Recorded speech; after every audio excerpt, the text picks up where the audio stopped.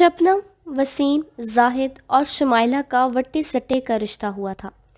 दोनों मलिक का खानदान से रिश्ता तय होते ही शुमाइला और जाहिद की शादी का दिन रख लिया गया। शबनम और वसीम की शादी 1 साल तय हो ना पाई थी। ढोलकी लग गई, शादियाने बजने लगे और खुशी खुशी शादी हो गई। शुमाइला और जाहिद शादी पर इतने खुश थे जैसे इनकी मोहब्बत की शादी हो।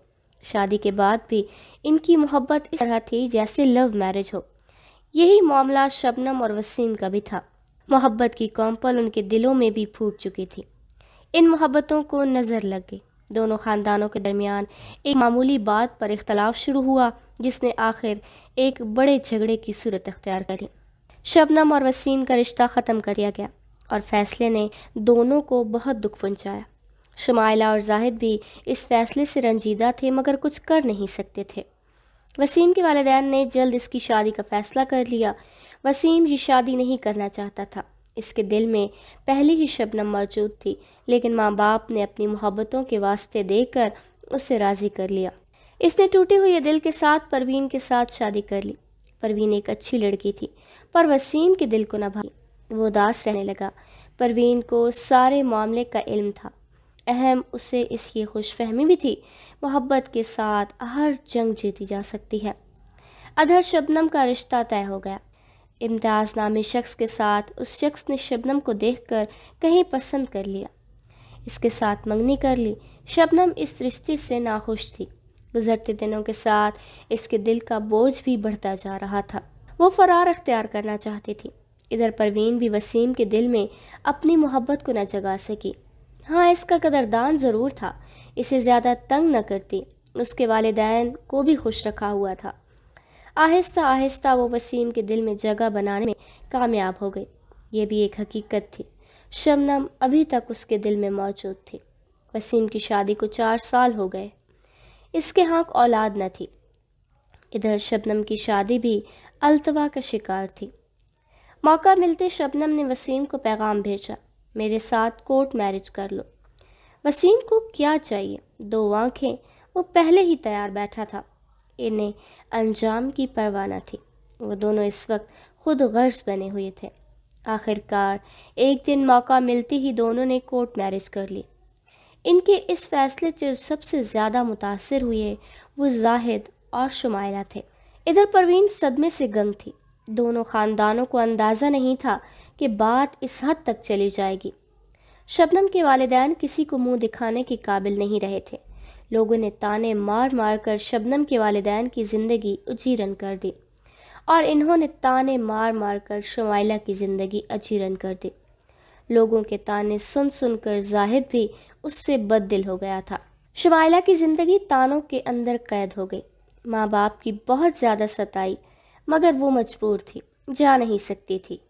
घर के बाहर जा नहीं सकती थी। उसके भाई ने उसे इस काबिल ही न छोड़ा था कि कोई उसका गम गुसार था। वालिदैन को इसकी बहुत जात सताती। वो वसीम को कोसने लगते। वो उसे माफ़ करने को तैयार न थे। वो नफ्सियाती तौर पर पागल हो चुकी थी। शुमाइला की बर्दाश्त की हद जब आखिरी हदों को छूने लगी तो तंग आकर उसने खुद को आग लगाकर खुदकुशी कर ली, ये जानते हुए भी कि खुदकुशी हराम है। पता नहीं उसने ऐसा क्यों किया। इसके 2 छोटे बच्चे भी थे, उनका भी नहीं सोचा। शुमाइला के वालिदैन ने जब ये सुना तो वो सदमे से पागल हो गए। उनके दिलों पर क़यामत गुजर गई। ये खबर जब शबनम और वसीम को मिली तो वो हाथ मलने लगे। ये इसने क्या कर दिया। वो शबनम पर नाराज़ होने लगा। उनका ख्याल था एक ही ख़ानदान से हैं, वालिदैन इनसे कुछ दिन नाराज़ रहेंगे फिर उन्हें कबूल कर लेंगे। ये महज उनकी खाम ख्याली साबित हुई। ऐसा कुछ ना हो सका। अब वसीम किसी की भी परवाह किए बगैर शबनम को लेकर अपने घर आ गया। उससे रह रह कर शुमाइला के ख्यालात आ रहे थे। वो बहन से बहुत प्यार करता था, खुद को माफ़ नहीं कर पा रहा था। घर में कोई भी उससे बात न करता। वो सबकी नज़रों में शुमाइला का मुजरिम था। शबनम से भी बात की जाती तो सिर्फ तानों की हद तक। वो तो अपनी सारी कश्तियाँ जला कर आई थी। उसके वालिदैन ने कहला भेजा वो उसे सारी ज़िंदगी माफ़ नहीं करेंगे। एक परवीन ही थी जो बड़ा दिल करते हुए दोनों की दिलजोई करती। शबनम की मोहब्बत का भूत बहन के वाक़े के बाद वसीम के दिलो दिमाग से उतर चुका था। اب اس کا جھکاؤ خود بخود پروین کی طرف چلا گیا تھا۔ غصہ پروین کے والدین کو بھی بہت تھا، وہ ان دونوں کے دشمن بنے ہوئے تھے، مگر پروین ایک مصلحت پسند کی سوچ کی مالک تھی۔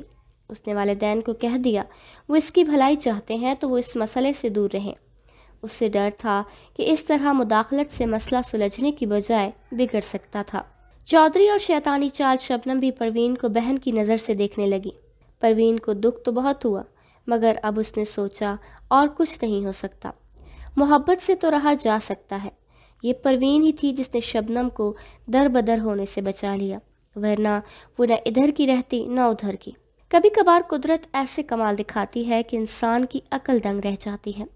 پروین کی گود جو اتنے سالوں سے خالی تھی، شبنم کے ساتھ ساتھ اسے بھی یہ خوشخبری ملی، وہ ماں بننے والی تھی۔ شاید خدا کو پروین کا صبر پسند آ چکا تھا۔ دونوں نے کچھ دنوں کے فرق سے ایک نے بیٹے اور دوسرے نے بیٹی کو جنم دیا۔ وسیم بہت خوش تھا۔ کچھ پروین کی محنت، کچھ اولاد کی چاہت نے وسیم کے والدین کو مجبور کر دیا۔ انہوں نے شبنم کو معاف کر دیا۔ شبنم اور پروین کی اور بھی اولادیں ہوئیں۔ ماؤں کی محبت سے بچوں کے دلوں میں بھی دونوں ماؤں کی محبت اور عزت برابر تھی۔ ان کی زندگی خوش و خرم گزر رہی تھی۔ شبنم کے عاشق امتیاز نے شبنم کے عشق میں شادی نہ کی۔ اس کی یک طرفہ محبت شبنم سے شروع ہو کر شبنم پر ہی ختم تھی۔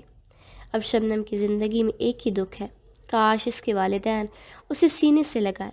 جنہوں نے عہد کر رکھا ہے وہ اسے کبھی معاف نہیں کریں گے۔ اس کی اولاد جوان ہونے لگی ہے، کہیں نظر بھی آ جائیں تو اس کا دل کرتا ہے دوڑ کر ان کے گلے لگ جائے، مگر ایسا نہیں ہو سکتا۔